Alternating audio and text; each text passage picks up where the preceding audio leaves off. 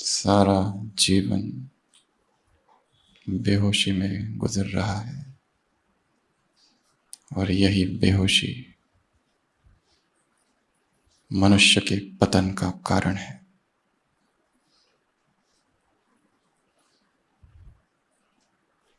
स्मृति अर्थात जीवन और विस्मृति अर्थात मृत्यु। जब जब हम बेहोश हुए, हमसे गलती हुई। जब जब हम गिरे और अपना निरीक्षण किया तो जाना कि गलती बेहोशी में हुई, अचेतना की अवस्था में हुई।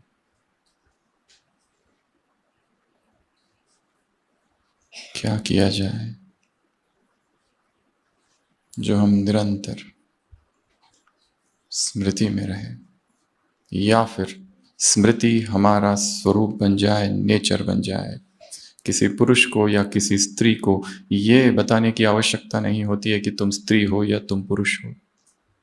स्वभाव में स्वतः ही याद है 20 साल पहले मधुबन के आंगन में किसी ने एक सौगात दी। यदि हमसे पूछा जाए कब दी थी, डेट याद नहीं। हमसे पूछा जाए मौसम कैसा था, याद नहीं। हमसे पूछा जाए वो व्यक्ति वस्त्र कैसे पहना था, कुछ खास याद नहीं। वो वस्तु क्या थी, वो भी खास याद नहीं। परंतु वो स्त्री थी या पुरुष थी, पुरुष था जिसने दी थी, वो याद है, वो नहीं भूला। पुरुषत्व और स्त्रीत्व का ये भाव कितना गहरा है, क्या उतना ही गहरा आत्मा का भाव है। ये होगा तभी जब निरंतर उस स्मृति में हम रहेंगे। शरीर और शरीर से संबंधित सारी बातें हमें आत्मा से दूर ले जाती है। संसार में आंधी और तूफान है निरंतर, स्थिरता कठिन है। कुछ गहरा लक्ष्य, कुछ गहरी साधना,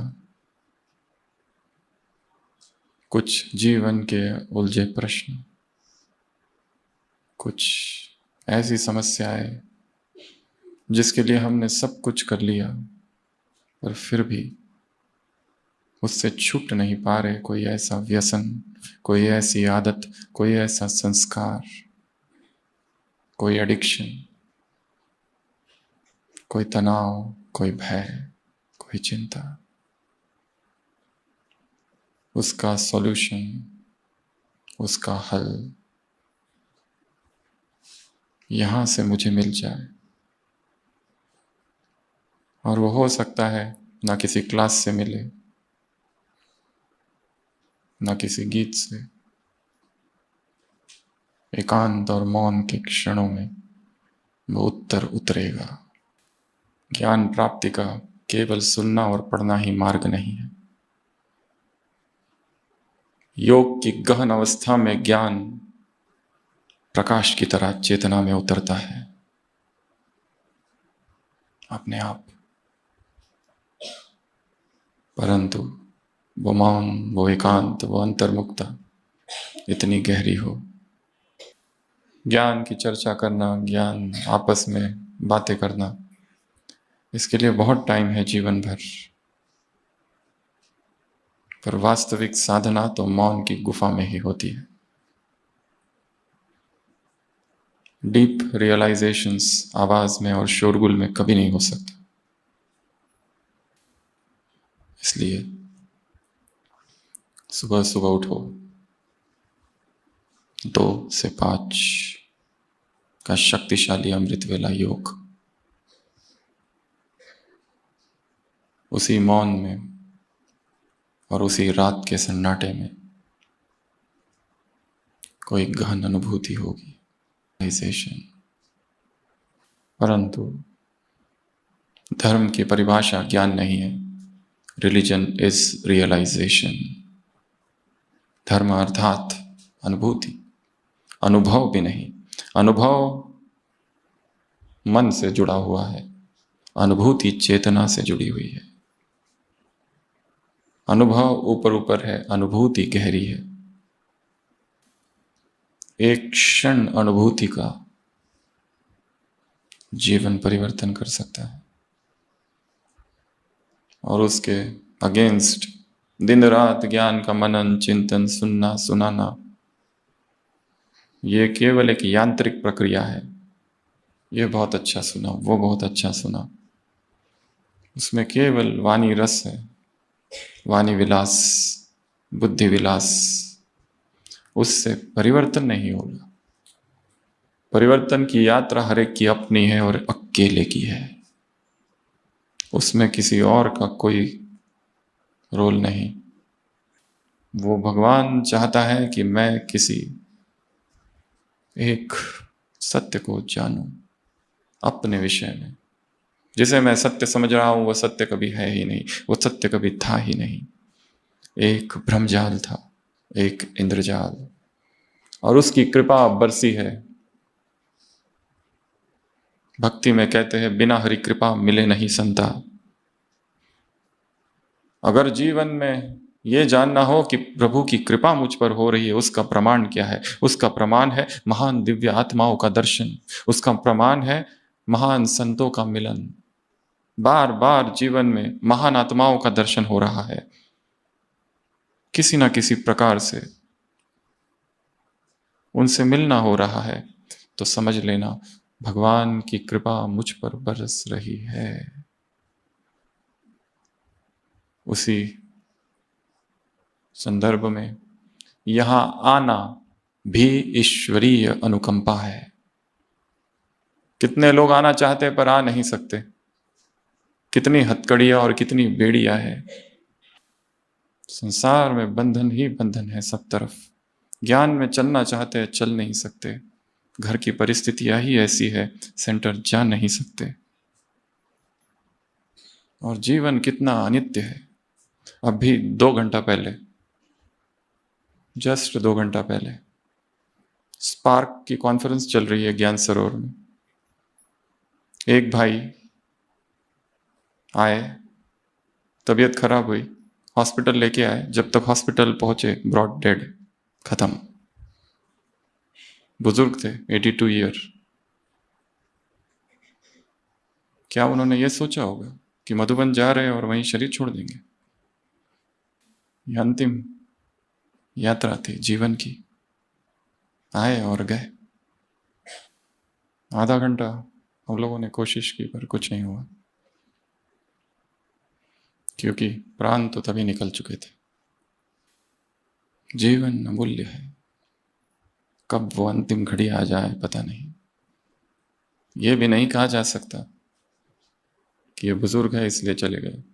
जवान जवान, उसका कोई हिसाब नहीं है। इसलिए जब तक इस तन में है, होशो हवास में है, तब तक वो सब कुछ करना है जो किया जा सकता है। स्वयं के उत्थान के लिए, स्वयं के उद्धार के लिए हम स्वयं ही जिम्मेदार है, और हम केवल स्वयं ही कर सकते हैं। दूसरों का सहारा लेकर हम चल तो सकते हैं, बैसाखियों से चला जा सकता है, दौड़ा नहीं जा सकता। समय तीव्र रफ्तार का है। उसी दलदल में और उसी विकारों में और उसी जंजाल में यदि फंसे रहेंगे तो आत्मा का उद्धार कब होगा? फिर से शरीर छोड़ेगी और नए शरीर में आत्मा वहीं से शरीर यात्रा चालू करेगी, वही संस्कारों के साथ, वही दबी हुई वासनाओं के साथ।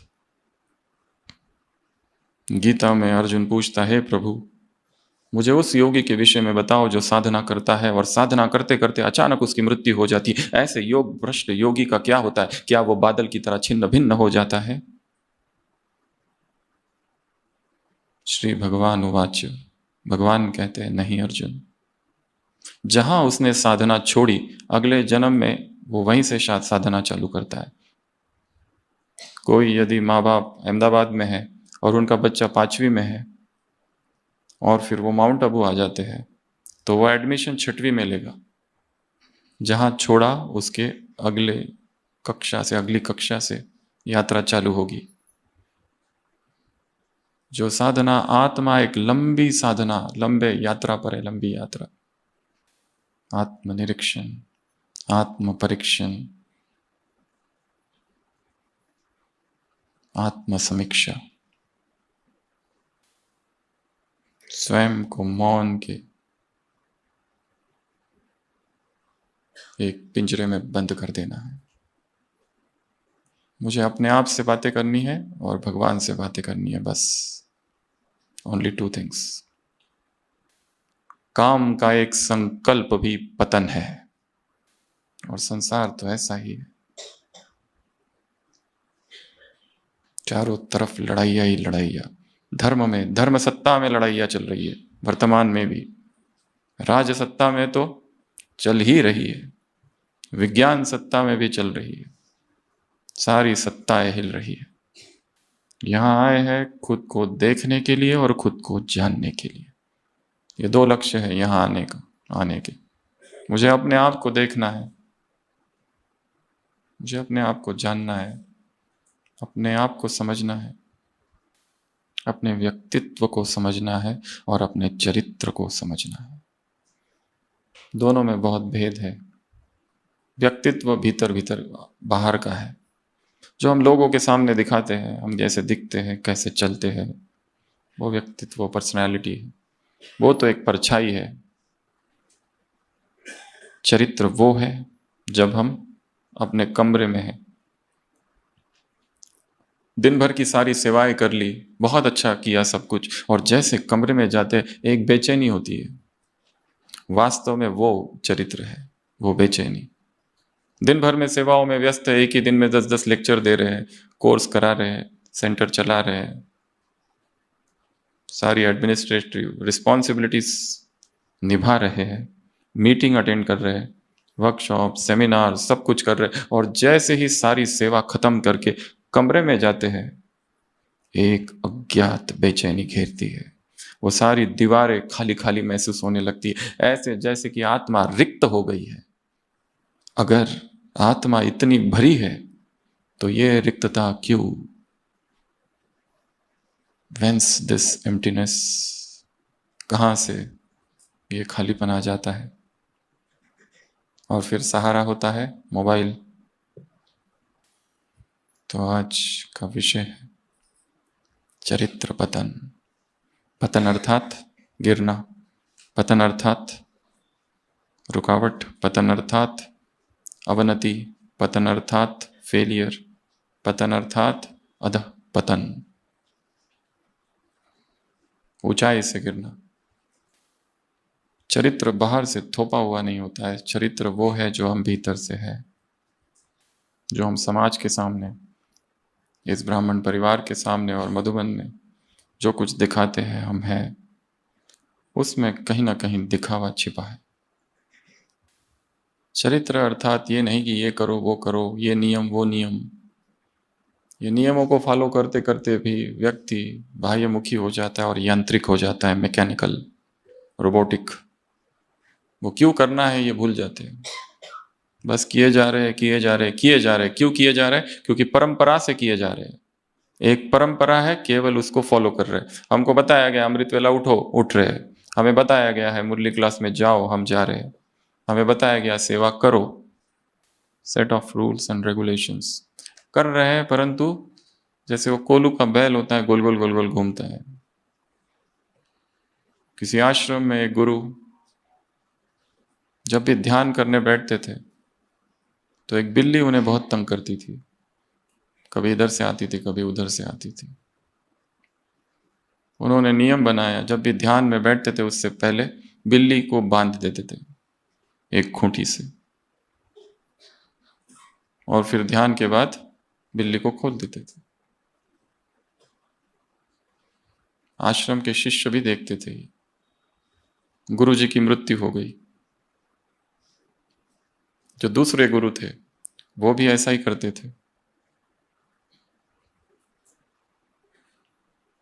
दूसरे गुरु भी चले गए, फिर शिष्यों ने बिल्ली खरीद के लाई और बांधने की प्रक्रिया अभी भी चालू है। और अभी आश्रम का नियम बन गया है, मेडिटेशन से पहले बिल्ली को बांधा जाए। क्यों बांधा जाए वो किसी को पता नहीं, क्योंकि परंपरा से हो रहा है और उसी परंपरा को फॉलो किए जा रहे हैं। किसी में बुद्धि नहीं है ये सोचने की ये क्यों कर रहे हैं, कहीं ये गलत तो नहीं। जो भी नियम है, जो भी मर्यादाएं है, ब्लाइंडली नहीं, उसके ऊपर चिंतन आवश्यक है, नहीं तो वो लंबा समय नहीं कर सकेंगे। प्यूरिटी प्यूरिटी प्यूरिटी, अरे क्यों करे प्यूरिटी?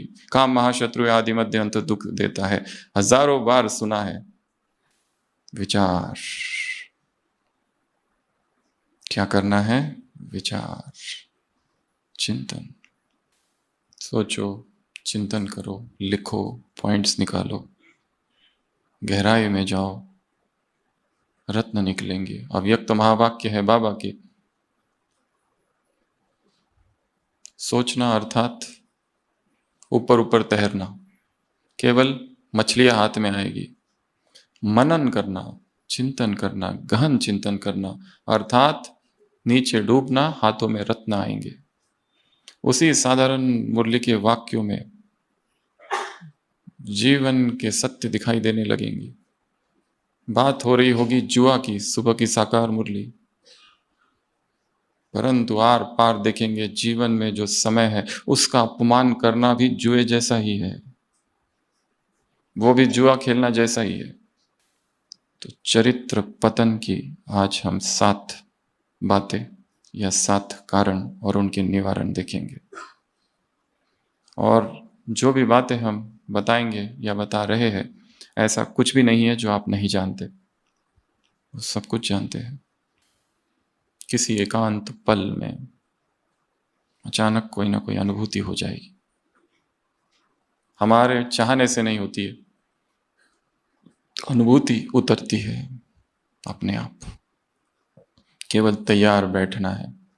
जिस प्रश्न का उत्तर हम पकड़ पकड़ के पूछते रहते, भाई जी ये बताओ, बहन जी ये बताओ, किसको किस में इंटरेस्ट है? क्या दूसरों को कभी इंटरेस्ट है हमारी बातें सुनने में? कभी नहीं। यदि हमने अपनी समस्या किसी को 1 घंटा बैठकर सुनाई, आपको क्या लगता है उसने सुना? हर एक अपने दुख दर्द में डूबे हुए हैं। उत्तरों का सागर एक परमात्मा ही है। शिव बाबा परम उत्तर है, उसके अतिरिक्त और कहीं से कुछ नहीं मिलेगा। सब अदृश्य कटोरा लेकर घूम रहे हैं। इसलिए उसके और मेरे बीच जो जो है सबको हटाओ। बाबा ही एकमात्र हमारा रिश्तेदार है, बाकी सब माया के मेहमान हैं। Remove them. Direct connection. तो चरित्र पतन का सबसे पहला कारण है एलॉय, अर्थात मिश्रित धातु। और वो 5 है जो आप सभी जानते हैं: काम, क्रोध, लोभ, मोह, अहंकार। माया जीत अर्थात इन्हीं को जीतना। हजारों बार शब्द सुना है, माया जीत, माया जीत, माया जीत, बट अनुभव कहाँ है इसका? एक वो निर्विकारी स्थिति का एक पल भी अगर अनुभव हो जाए कि इस समय मेरे मन में ना काम है, ना क्रोध है, ना कुछ चाहिए, ना किसी से कोई आसक्ति, ना ही कोई अभिमान है, नामहीन, रूपहीन, पदहीन, ना मेरे पास ज्ञान है, ना योग है, ना धारणा है, ना सेवा है। इस भाव में बैठना है। हम यहां आए हैं एक छोटे से बच्चे की भांति। बैठ जाओ और सीखो। बैठ जाओ, अपने सारे अभिमान को बाहर रखते। वो अभिमान ही बाधा, ज्ञान में सबसे बड़ी बाधा है ज्ञान। यह भ्रम कि मैंने जान लिया। ज्ञान का सबसे बड़ा शत्रु अज्ञान नहीं है। ज्ञान का शत्रु क्या है? यह भ्रम कि हमने जान लिया है। सितारों के आगे जहां और भी है, सोचो हमने कुछ नहीं जाना। ये सारी अव्यक्त मुरलियां और ये सारी साकार मुरलियां और सारे अव्यक्त संदेश ज्ञान की एक बूंद मात्र है। अभी कितना जानना बाकी है, हमें कुछ नहीं पता। जब पात्र खाली होगा तो ही भरेगा। जो पहले से ही भरा है उसमें क्या भरेगा। बच्ची का खिलौना टूट गया, जोड़ती है जोड़ती है जोड़ती है, ठीक नहीं होता है, जुड़ता नहीं है। भगवान कहता है मैं मदद करूं, वो कहती है हाँ करो। भगवान उसका खिलौना लेता है और भगवान अब जोड़ रहा है। वो कहती है ये क्या कर दिया, इधर से इधर लगाओ। फिर कहती है अरे ऐसे क्या कर रहे हो, ऐसे थोड़ी लगाया जाता है, इसको ठीक करो, इधर से लगाओ। भगवान फिर जोड़ रहा है, फिर जोड़ रहा है। वो कहती है नहीं नहीं नहीं ऐसा नहीं होता है, तुमको आता है कि नहीं आता है। भगवान कहता है ये लो तुम्हारा खिलौना, तुम ही जोड़ो। समर्पण कर दो अपने स्ट्रेस को, अपने पुरुषार्थ की चिंता को भी अर्पित कर दो। ये भी एक टेंशन है ब्राह्मणों का, कैसे होगा। अमृत वेला स्थिर नहीं है, मुरली चिंतन तो है ही नहीं, केवल सुनना है, वो भी कितनी बार मिस होता है। पुरुषार्थ के पांव लड़खड़ा रहे हैं। तो सबसे पहला पतन का जो कारण है वो है ये पांच विकार, ये एलॉय, ये मिश्रित धातु जो आत्मा में घुस गए हैं। आत्मा फिर से सोना बन जाए, यहां आए हैं तपने के लिए। Remember that. खाने पीने के लिए नहीं आए, सौगात लेने नहीं आए, एंजॉय करने नहीं आए खाली। ये सब तो होते रहेगा। यह एक विशेष लक्ष्य से आए हैं ना, तो वही करो जो करने आए हैं, क्योंकि वहां ये वातावरण नहीं मिलेगा। चेक ब्रह्मचर्य कैसा है, चेक काम तो नहीं, आवेश कितनी बार आता है, इरिटेशन कितनी बार होता है। कोई गलती करता है तो हमारी अवस्था कैसी रहती है, चिल्लाते हैं, इरिटेट होते हैं, आवेश में आ जाते हैं, चिड़चिड़ापन आता है। ये सब विकारों के ही अंश है। और स्थूल वाला क्रोध तो छोड़ दिया है, पर यह भी तो है सूक्ष्म सूक्ष्म। नोट करके रखो। यहां से जब भी समय मिलता है क्लासेस के बीच में और कमरे में जाते हैं, यहां जो अनुभूतियां होती है उनको नोट करना है कमरे में जाते ही, क्योंकि वो भूल जाएगा बाद में। अमृत वेला हो गया, 3-4 बातें जो अमृत वेला रियलाइज हुई उसको नोट करके रख दो, बाद में काम आएगा ये सब बहुत। क्योंकि वहां पर जाते ही जैसे एक दीवार आ जाती है, अभी कैसे हम यहाँ हैं तो परतें खुलेगी धीरे धीरे और गहरे गहरे गहरे नीचे नीचे जाएंगे, क्योंकि बाहर के कोई काम नहीं है, कोई सेवा नहीं है, कुछ नहीं है, तो हम अपने मन के डीपर लेवल्स पे पहुंचते हैं। जैसे ही वहां पहुंचेंगे वापस परतें फिर से आ जाएगी और ये खो जाएगा। इसलिए छोटी छोटी रियलाइजेशंस, किसी एक व्यक्ति के विषय रियलाइज हुआ उसको नोट करके रखो। अपने ही जीवन में बचपन में हुई किसी घटना के प्रति कुछ रियलाइजेशन हुआ, नोट करके रखो। 2-3 दिन पहले एक बहन ओपीडी में आई थी और कहने लगी कि मेरे कान में कॉकरोच घुस गया है। हमने कहा कब? उसने कहा 1 साल पहले,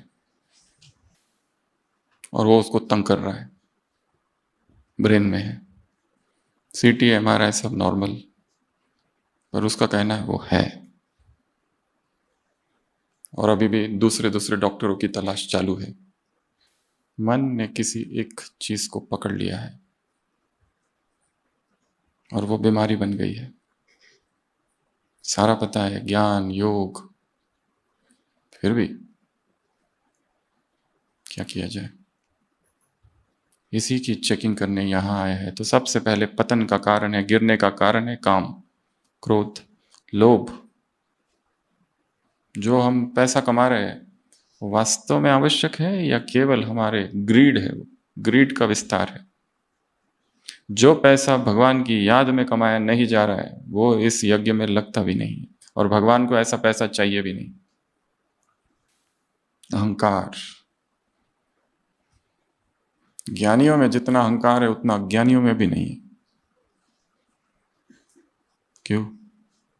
इतना अहंकार, हर चीज का अहंकार कूट कूट के भरा है जैसे, जबकि वास्तविक ज्ञान अर्थात निरंकारिता बढ़ती जाए।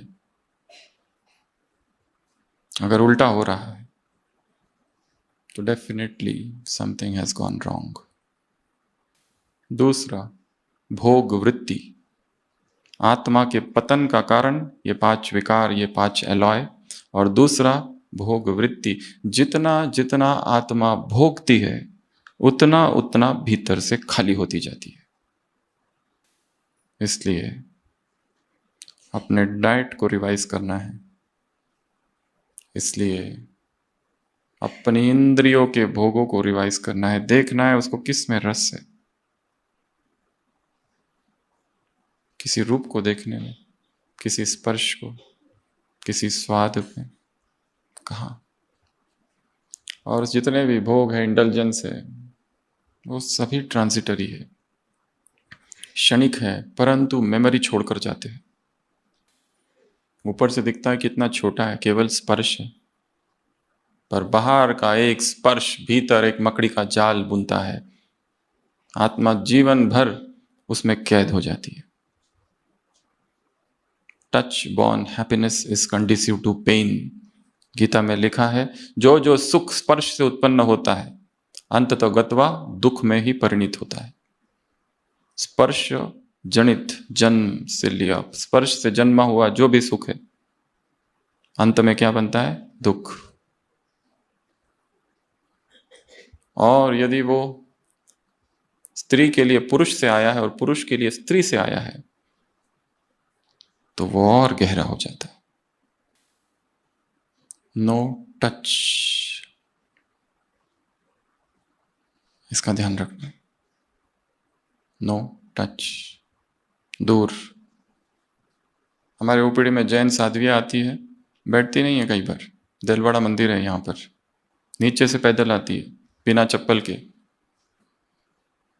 और कभी उनको तकलीफ होती है तो आती है कई बार। जब तक कोई मेल जहाँ बैठा है 48 मिनट्स तक वहाँ बैठती नहीं है, वो वाइब्रेशंस है वहाँ पर, खड़ी रहती है, खड़ी खड़ी तकलीफ बताती है और खड़ी खड़ी चली जाती है। उनकी धारणाएं बहुत मजबूत है। तो पतन का दूसरा कारण है भोग, अतिभोग। उपभोग भोग की ओर न ले जाए, और भोग को जीतना इतना आसान नहीं। उसकी व्यर्थता को समझना होगा, उसको दबाएंगे तो नहीं होगा। 2 छोटी कन्या आई थी एक मास पहले ओपीडी में और कहने लगी कि ये जो दूसरी कन्या है ये दिन रात खाती रहती है। कब? जब मधुबन में आती है तब। सुबह 2 बजे से इसको भूख लगती है, 4 बजे भूख लगती है, फिर 8 बजे खाती है, फिर 11 बजे खाती है। दिन रात इसको कुछ ना कुछ चाहिए चाहिए चाहिए चाहिए चाहिए। क्यों? क्योंकि वो जहां रहती है वहां पर इतना स्ट्रिक्ट नियम है, एक एक लड्डू गिनकर है। दमन, वहां जो दब गया वो यहां पर निकलता है बाहर। इसलिए दमन से कुछ नहीं होता है, दबा देने से कुछ नहीं होता है। ज्ञानमयी प्रेममयी समझ, हर भोग की व्यर्थता को देख लो तो वो खत्म हो जाएगी। हमारा एक दोस्त था, उसकी माता जी जब भी कोई तीर्थ यात्रा पर जाती थी अपनी एक फेवरेट चीज छोड़ के आती थी। मथुरा गई, वृंदावन गई, वहां गई तो जिलेबी छोड़ दी, और परमानेंट एक एक तीर्थ यात्रा पर जाती रहती थी, और जहां जहां जाएगी वहां पर उसकी जो सबसे फेवरेट चीज है उसको छोड़ देती थी, पूरी विधि से, कि अभी मैं ये अर्पित करती हूँ, अभी मुझे ये नहीं चाहिए।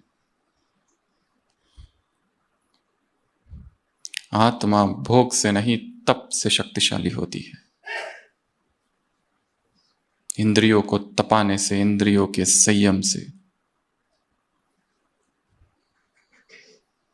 और भोग की लिमिट है। कितने लड्डू खाओगे? लड्डू पसंद है? कितने खाओगे? 10, 20, 100? कितने खा सकते हैं? हर भोग की एक लिमिट है। पर आत्म संयम की कोई लिमिट नहीं है। जिसने सोच लिया लेना ही नहीं है, वो जीवन भर नहीं लेगा। उसकी कोई लिमिट नहीं है। Self control has no limit, self indulgence has limit. ऐसा महात्मा गांधी ने अपनी जीवन कहानी सत्य के प्रयोग में लिखा है। व्यर्थता को समझ लेना। शास्त्रों में ययाति की कहानी आती है। ययाति राजा, 100 साल जीवन बीता, 100 पुत्र थे, ढेर सारी रानियां। मृत्यु का देवता आया, चलो, उसने कहा अभी तो कुछ किया ही नहीं मैंने, टाइम चाहिए, और थोड़ा टाइम दे दो, अभी तो कुछ देखा ही नहीं। राजा कहता है, मृत्यु कहता है किसी और को रिप्लेसमेंट देना पड़ेगा। बेटे उसके 30 वर्ष के, 40 वर्ष के, 50 वर्ष के, वो भी कहते हम क्यों जाए। और जो सबसे छोटा बेटा है 10 साल का, वो कहता है मैंने देख लिया आपके जीवन से, आप अगर 100 साल में भी तृप्त नहीं है तो मैं जाने के लिए तैयार हूं। पिता है, फिर भी अपना सुख प्रिय है, बेटे को भेज देता है। बेटा मर जाता है, उसको 100 साल और मिलते हैं। ऐसा 10 बार होता है, 1000 साल की उम्र हो जाती है। शास्त्रों की कहानी है, झूठी है, पर इससे सच्ची और क्या हो सकती है कि मनुष्य की वासना दुष्पूर है, तृप्त होती ही नहीं। लास्ट में फिर से मृत्यु का देवता आता है तो पूछता है क्या हो गई तुम्हारी सारी इच्छाएं पूरी? वो कहता है कहाँ हुई, और पर एक रहस्य समझ में आया है, ये इच्छाएं पूरी होती ही नहीं है। कितना भी भोगो, भोगते ही जाओ, आत्मा शरीर व्यक्ति मर जाता है भोगते भोगते, और इच्छा पूरी कहाँ होती है? सारा जीवन काम विकार में डूबता, मरते समय वंस मोर की इच्छा से ही शरीर छोड़ता है। भोग, अपने भोजन को संयमित करो, धीरे धीरे कुक्ड से अनकुक्ड की यात्रा चालू करो। ये सारा बंधन है, सारे मसाले, ये सारा तेल, ये नमक, ये बांधता है, उत्तेजना उत्पन्न करता है भीतर, इच्छाओं को जागृत करता है। जितना जितना सात्विक, सतोप्रधान, अनटच्ड, प्रकृति प्रदत्त, सूरज का पकाया हुआ, वो सारे फल, उनमें दिव्य ऊर्जा है।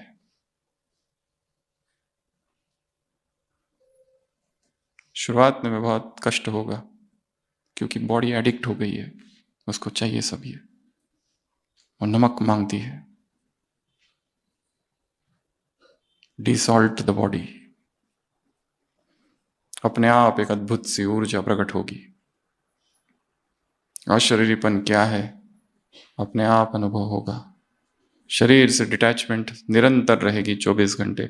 जो हम कहते हैं मैं ये हूं, मैं वो हूं, स्वमान का अभ्यास, स्वमान का अभ्यास नहीं, हम स्वयं स्वमान बन जाएंगे। फलाहार वो ब्रह्मास्त्र है। तीसरा, कंपनी, संग। किसके संग में हम रहते हैं वो हमारे चरित्र को परिभाषित करता है। हम ऐसी आत्माओं के संग रहते हैं जो सोए हुए लोग हैं। हम ऐसे लोगों के साथ रहते हैं कि जिन्हें पता ही नहीं पुरुषार्थ कुछ है भी, जिनके लिए खाना पीना, सोना उठना, घूमना, साइट सीइंग यही जीवन है। बाह्य मुक्ता ही जीवन है। सेवा भी एक प्रचार है, एक प्रोपेगेंडा, एक काम है। ये करो, वो करो, ये कोर्स कराओ, ये करो, वो करो, वो करो, हो गया। इससे आत्मा खाली ही रहती है।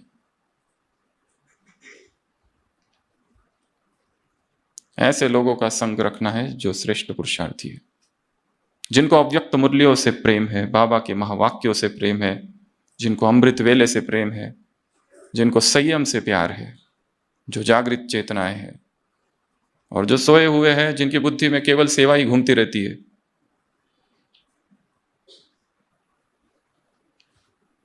एक भाई थे जिन्होंने 40 साल तक कितनी सेवाएं की, दिन रात सेवा ही सेवा की, पर ज्ञान के लिए समय नहीं था, योग कभी किया ही नहीं। या समझते थे ये सेवा ही सब कुछ है। सेवा भी बहुत बड़ा टॉपिक है, बट ये ना भूलना, सेवा इज द फोर्थ सब्जेक्ट। इस यूनिवर्सिटी का फर्स्ट सब्जेक्ट सेवा नहीं है, फोर्थ सब्जेक्ट है। फोर्थ को यदि फर्स्ट बनाया तो बंधन होगा। फिर सेवा से वैराग बढ़ता है, अव्यक्त महावाक्य 77। पर इसी सेवा में वैराग्य नष्ट भी होता है, क्योंकि सेवाओं में अगर ज्ञान योग ध्यान धारणा तपस्या नहीं है तो टकराव होगा, अहंकार की लड़ाई होगी, घर्षण होगा, फ्रिक्शन होगा, मैं मेरा तू तेरा की लड़ाई होगी, कोल्ड वॉर, दो व्यक्तियों के बीच, दो केंद्रों के बीच। वो सेवा है ही नहीं, फिर वो तो युद्ध का मैदान है। पहले युद्ध रणभूमि में होता था, अभी सोशल मीडिया पर चलता है या मन में। तो वो भाई की बात कर रहे थे, उनको फिर बीमारी हो गई, फिर हॉस्पिटल में थे, और एक सेवाधारी था, वो सेवाधारी छुट्टी पे चला गया, दूसरा मिल नहीं रहा, इतने उदास इतने उदास। उनके मुख से हमने सुना कि मैंने अगर शादी कर ली होती तो कितना अच्छा होता, आज मेरे बच्चे होते, पत्नी होते। जिसने अपना जीवन का रग रग बाबा के लिए समर्पित कर दिया, वो इसी चिंतन के साथ शरीर उनको छोड़ते हुए हमने देखा। बाबा था ही नहीं, बिल्कुल मुख पर कंप्लेंट से भरा हुआ ये था, इतनी कंप्लेंट, इतना इरिटेशन, और जीवन भर इतनी प्यार से सेवा की सबकी, परंतु वो केवल बाह्य मुक्ता थी। इसलिए चारों सब्जेक्ट फुल मार्क्स, कितनी सारी मुरलियां है, बैलेंस पर कितनी मुरलियां है। केवल योग को ही नहीं पकड़ लेना है और सेवा ही नहीं कर रहे, ये भी नहीं। केवल ज्ञान को ही पकड़ लिया, बस भाषण देते रहो, भाषण देते रहो, भाषण देते रहो। उसको कहो झाड़ू लगाने की सेवा करो, तो यहाँ हाँ हृदय विदीर्ण हो जाता है। हम और झाड़ू ना, चाहे लाख लोगों के सामने भाषण दो या बाथरूम साफ करो, मार्क्स तिथि के हैं, भाव के हैं। भगवान वो सब देखता ही नहीं है, किस भावना से किए जा रही है वो सेवा। तो तीसरा है संगत, चौथा डिपेंडेंसी, दूसरे पर निर्भरता। दूसरों को बैसाखी बना रखा है, प्रशंसा को बैसाखी बनाया है। हम सेवा करें तो हमारी प्रशंसा होनी चाहिए, अगर नहीं होती है, लो तुम्हारी सेवा और करो तुम ही। हमने आइडिया दी है सेंटर का, ये प्रोग्राम इस ग्राउंड में होना चाहिए, सबने मिल के सोचा ना इधर नहीं उधर करेंगे, तुम ही करो, जाओ हम नहीं आएंगे, जो करना है करो। बैसाखी चल तो सकते हैं, पर बैसाखी से दौड़ा नहीं जा सकता। प्रशंसा चाहिए, प्यार चाहिए, अटेंशन चाहिए, एक्नॉलेजमेंट चाहिए, प्रसिद्धि चाहिए, नाम चाहिए। सेंटर पर बड़ा प्रोग्राम हुआ, सबका नाम लिया और हमारा नाम लिया ही नहीं बहन जी ने, आखिर में कुमार नाराज हो जाते। सेवा किस लिए की थी? नाम ले इसलिए। जो जो संगम पर जो जो सेवा करेगा अपने आप ऊपर रिकॉर्ड होते जाता है। किसी के नाम, कोई हमारा नाम ले, कोई हमारी प्रशंसा करे, इसकी आवश्यकता नहीं है। जो जितना गुप्त है वो उतना शक्तिशाली है। इसलिए सारे आधार गिरा दो, बाबा तू ही एक आधार है, मुझे और कुछ नहीं चाहिए। अगला एम्प्टीनेस। एम्प्टीनेस अर्थात खालीपन। विकारों का कारण क्या है? विकारों की जड़ है फुर्सत। विकार कब आते हैं? जब खाली बैठे हैं, काम ही नहीं है, तो मन कहाँ जाएगा? विकारों की तरफ। इसलिए अपनी दिनचर्या को ऐसा सेट करना है कि जिसमें हम बिजी रहें। 24 घंटे में से 10 मिनट खाली बैठे, उस 10 मिनट में ही माया का आक्रमण होता है। एक भाई थे जिन्होंने कहा, दादी जी मुझे बहुत सेवा कर ली, मुझे खाली अब योग करना है। दादी ने कहा ठीक है, आज से सारी सेवा से मुक्त, केवल योग करो। बाद में साइकेट्रिक पेशेंट बन गए। कितना योग करेंगे? 1 घंटा, 2 घंटा, 10 घंटा? कितना बैठोगे बाबा के कमरे में? यूनिट कर्म योगा। सब कुछ चाहिए। राजयोग को बीच में रखो और एक सर्कल खींचो। कर्मयोग भी चाहिए, पवित्रता भी चाहिए, अमृत वेला भी चाहिए, सब कुछ चाहिए। एक्सरसाइज चाहिए, हेल्थ चाहिए। शरीर भी यदि कमजोर है, सेवा कर सकते हैं क्या? कुछ नहीं कर सकते। हेल्दी बॉडी सब चाहिए। राजयोग के लिए एक्सरसाइज भी चाहिए, वॉकिंग भी चाहिए, प्रकृति का सानिध्य भी चाहिए, अमृत वेला, ब्रह्मचर्य, मुरली, मुरली चिंतन, अव्यक्त मुरली चिंतन, पैसा, पैसा, source of income, everything is needed. खाली यही मैं करूंगा तो विक्षिप्तता उत्पन्न होती है, फिर इंसेनिटी। नेक्स्ट, तो एम्प्टीनेस जो है, अपने आप से बातें करना है, कौन सी चीज है जो खाली खाली है, मुझे इस रिक्तता को भरना है, उसका चिंतन करो। सभी विकारों से छूटने का पहला मार्ग है चिंतन, कि ये क्यों है और इनका जन्म कहां से हुआ है। हो सकता है इसका जन्म तो बहुत पहले ही हो चुका है, बचपन में एक भयंकर घटना देख ली और वो अंदर चली गई, पोस्ट ट्रॉमेटिक स्ट्रेस डिसऑर्डर।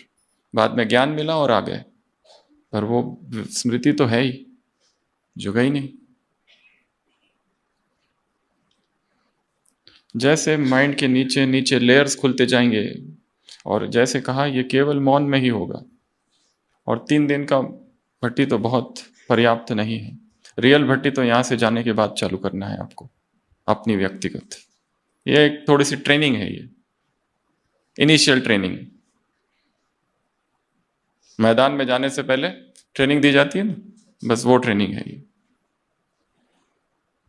यहां पर बहुत अच्छा अनुभव, ये मत समझ लेना यहां बहुत अच्छा हो गया, सब कुछ छिन जाएगा वहां जाकर। इसलिए बैठो यहां, प्लानिंग वहां की करो।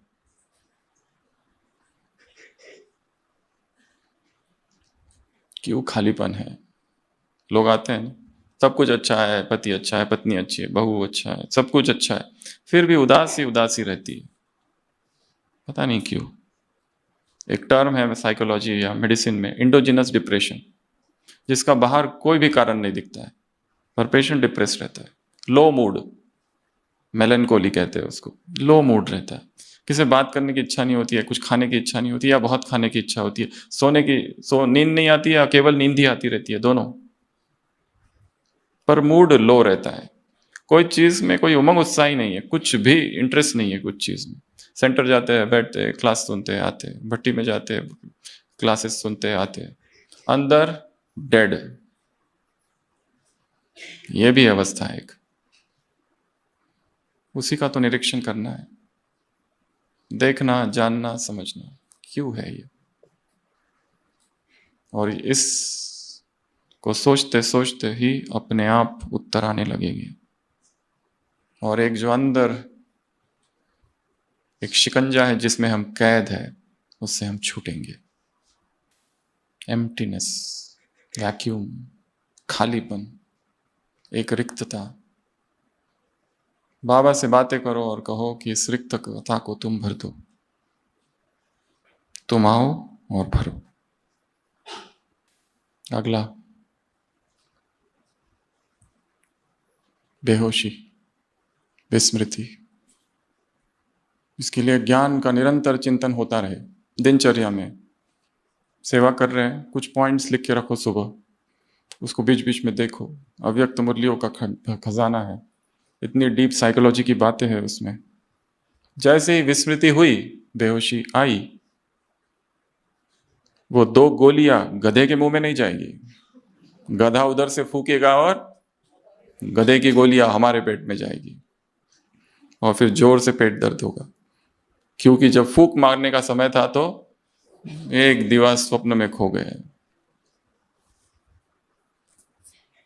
Day dreaming. इसलिए अपने आप से पूछना है, आत्मिक स्थिति में मैं कितना आगे जा रहा हूं, अशरीरी अवस्था में कितना आगे जाता हूं। ये बहुत गहरी और सूक्ष्म चेकिंग है। लौकिक संबंधों से कितना डिटैच रहता हूं, इस संसार के जो खेल में सब कुछ चल रहा है, घटनाएं, कितनी साक्षी होकर उन चीजों को मैं देख पाता हूं। इस यज्ञ में जो कुछ चल रहा है उसको कितना साक्षी होकर देख पाता हूं। जो कुछ भी हो रहा है इधर या उधर, तटस्थ भाव, जैसे भगवान डिटैच्ड होकर देखता है, इन्वॉल्व नहीं होता है कहीं। प्यार सबसे करता है, बट उसका प्यार में बहुत भयंकर डिटैचमेंट है। हमारा प्यार है, उस प्यार में मोह जुड़ा हुआ है, अटैचमेंट जुड़ी हुई है, इच्छाएं, अपेक्षाएं, इसलिए दुख होता है। विस्मृति को हटाने का मार्ग है मुरलियों का चिंतन। विस्मृति को हटाने का मार्ग है ज्ञान की गहराई में जाना। एक छोटा सा अपना ग्रुप बना सकते हैं, 2 लोग, कुमार कुमारियां, बहनें या माताएं, आपस में बैठो और डिस्कस करो। कोई एक टॉपिक ले लो, डिस्कस करो। आज बाबा ने ये कहा, तुमको क्या लगता है, तुमको क्या लगता है, तुमको क्या लगता है, और इसमें से कुछ ना कुछ नया निकल के आएगा। हम लोग ओपीडी में रात को बहुत पहले सब लोग बैठते थे, स्टाफ और डिस्कस करते थे। तो एक बार ऐसे ही डिस्कस कर रहे थे और कोई बहुत गहरा पॉइंट का डिस्कशन चल रहा था, और हमारे पास एक भाई है जिसको ना पढ़ना आता है ना लिखना आता है। वो हॉस्पिटल में सेवा करते, उनकी सेवा यहाँ की फाइल वहाँ, वहाँ की फाइल यहाँ, बस इतनी ही बुद्धि है, इससे ज़्यादा वो कुछ कर नहीं पाते, उनको पता भी नहीं। तो वो भी आते हैं, बैठते हैं, वो मुरली उसको खाली सुनते हैं, लिखना नहीं आता, पढ़ना भी नहीं आता, गांव के हैं। तो एक बार हम बहुत गहरी डीप बातें डिस्कस कर रहे थे, कुछ तो सबने अपनी अपनी पॉइंट सुनाई, कुछ डॉक्टर्स थे, कुछ स्टाफ था, पर उन्होंने एक ऐसी पॉइंट सुना दी जिसके बारे में हमने सोचा भी नहीं था। इतनी डीप थी वो पॉइंट, जो कभी मुरली में भी नहीं हमने कभी सुनी। तो जब हम ज्ञान की चर्चा करते हैं तो नई बातें निकल के आती है। एक मुरली है, एक किताब है यज्ञ में, वाह बाबा वाह, इतनी मोटी किताब है, उसमें ब्राह्मणों के कर्तव्य लिखे हैं 10वां कर्तव्य है ज्ञान की चर्चा करना, ब्राह्मणों का कर्तव्य है। क्या करना है? एक मुरली डिस्कशन ग्रुप बनाना है। हमने कई सेंटरों पर देखा है, रात को बहनें सब मिलती है 9 से 9:30 या 9:30 से 10, सुबह की जो मुरली है उसको डिस्कस करती है। क्लास नहीं, ऐसे गोल ग्रुप में बैठते हैं, डिस्कस करते हैं। अच्छा ये था, ये था, ये था, ये था, ये था, वरदान ये था, स्लोगन ये था, ऐसा था, वैसा था। ये एक नई पॉइंट है, एक नया शब्द आया है। बाप को उकीर रहता है। व्हाट इज उकीर? ज्ञान की वखर। ये वखर क्या है? ऐसे ऐसे नए शब्द आते हैं, उनको पकड़ना है। माजून देने आए हैं बाप। चौप चीनी, व्हाट इज चौप चीनी? ढूंढो। ये कौन है? पीरू बादशाह। ये सब आता है ना मुरली में, उसका चर्चा करना है, उस पर डिस्कशन करना है, तो नई बातें पता चलेगी। तो ये जो विस्मृति की अवस्था है, अगर ज्ञान की चर्चा ना हो तो सुबह का सुना हुआ तो कहाँ याद रहता है? कि कुछ याद नहीं रहता है। सुबह गए, क्लास में बैठे, फिर डायरी खोली, मीठे बच्चे, बाप आए हैं तुम्हें राजाई देने, तुम्हें दुनिया को भूलना है। प्रश्न, आत्मा को सबसे अधिक प्यार किससे है? उत्तर, शरीर से। डायरी बंद, मीठे मीठे एकदम जागृति।